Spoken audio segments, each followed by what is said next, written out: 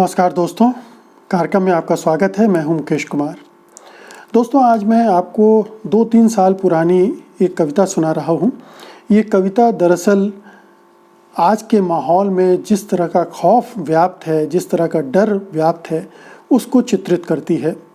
आपको याद होगा कि कुछ समय पहले भीमा कोरेगांव में कुछ हिंसा हुई थी और उसके बहाने देश के कई नामी गरामी मानवाधिकार कार्यकर्ताओं और बुद्धिजीवियों को जेल में ठूंस दिया गया था, ये कहते हुए कि इनके माओवादियों से संबंध है और इन्होंने हिंसा को भड़काया था, जबकि इसमें कोई सच्चाई नहीं थी। उसके बाद से भी लगातार ऐसी घटनाएं होती रही हैं जिनमें जो लोग आम लोगों के लिए संघर्षरत हैं, मानवाधिकारों के लिए काम करते हैं या फिर कोई दूसरे मुद्दों पर लड़ाई लड़ रहे हैं, उन्हें झूठे मामलों में फंसाकर परेशान करने की कोशिशें होती रही हैं। ये कविता उन लोगों की इसी मनोदशा जिसमें भय व्याप्त है को रेखांकित करती है, चित्रित करती है। तो लीजिए, प्रस्तुत है कविता। कविता का शीर्षक है संदिग्ध। संदेहों का क्या है? संदेहों का क्या है, वे कहीं भी उग सकते हैं। संदेहों का क्या है, वे कहीं भी उग सकते हैं। विश्वासों की घनी छांव में, नीम अंधेरों में तो खास तौर पर।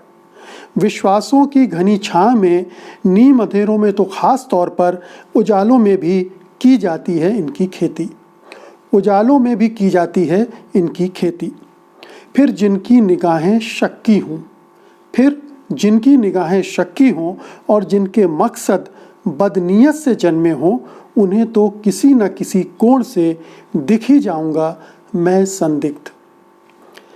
वे ढूंढ ही लेंगे कुछ ना कुछ आपत्तिजनक संदेह के घेरे में खड़ा करने के लिए। पूरी तरह बेदाग नहीं है मेरा भी दामन। पूरी तरह बेदाग नहीं है मेरा भी दामन। कई बार चीखा हूँ सरेआम। कई बार चीखा हूँ सरेआम। बेमौके सच बोलने की जुर्रत भी की है। उलट दिया है किसी का नकाब। आत्मरक्षा में ही सही जड़ दिए होंगे किसी को 2 हाथ। उलट दिया है किसी का नकाब। आत्मरक्षा में ही सही जड़ दिए होंगे किसी को 2 हाथ। समय पर नहीं भरा होगा कोई टैक्स। समय पर नहीं भरा होगा कोई टैक्स, या फिर चूक गया होगा बोलने से भारत माता की जय।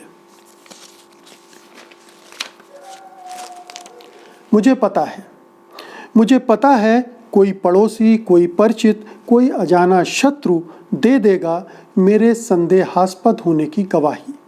मुझे पता है कोई पड़ोसी, कोई परिचित, कोई अजाना शत्रु दे देगा मेरे संदेहास्पद होने की गवाही।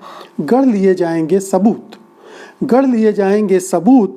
क्या पता मेरे धर्म, मेरी जाति या मेरे विचारों में ही छिपे हों मुझे चिन्हित करने वाली संदेह की वजह।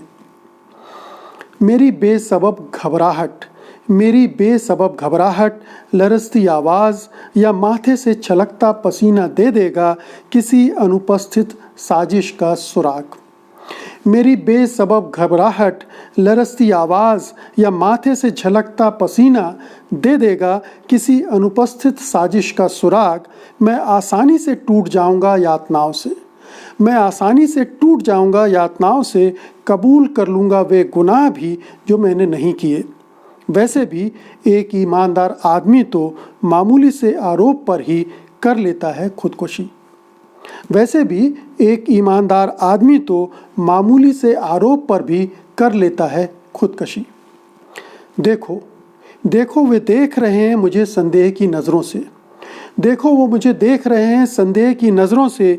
कोई उठा रहा है उंगली, कोई पढ़ रहा है मेरी देह भाषा, कोई ले रहा है घर की तलाशी, कोई मेरे शब्दों के निकाल रहा है मनमाने अर्थ। कोई मेरे शब्दों के निकाल रहा है मनमाने अर्थ। एक ने मांग लिए हैं मेरी उंगलियों के निशान। एक ने मांग लिए हैं मेरी उंगलियों के निशान और एक कह रहा है धमकाते हुए कि साबित करो तुम वफादार हो। हाँ, मैं आशंकित हूँ, संदेहों से घिरा, तिल तिल घुलता कटघरे में खड़ा हूँ। हाँ, मैं आशंकित हूँ, संदेहों से घिरा तिल तिल घुलता कटघरे में खड़ा हूँ। खूब जानता हूँ कि इस विशाल देश का मैं अदना सा नागरिक, खूब जानता हूँ कि इस विशाल देश का मैं अदना सा नागरिक नहीं साबित कर पाऊँगा अपनी बेगुनाही। इंसाफ की देवी बलशालियों के पक्ष में झुका देगी न्याय का पलड़ा और मैं ठहरा दिया जाऊंगा गुनहगार। वैसे छूट गया तो भी वे नहीं छोड़ेंगे मुझे। वैसे छूट गया तो भी वे नहीं छोड़ेंगे मुझे। हाथ में गोद देंगे देशद्रोही और माथे पर लिख देंगे संदिग्ध। तो मित्रों, ये कविता आप समझ ही गए होंगे कि मौजूदा जो राजनीतिक सामाजिक वातावरण है उसमें जिस तरह का भय फैल गया है, घुल मिल गया है, उस पर है। उम्मीद है आप इससे अपने आप को एकाकार कर पा रहे होंगे।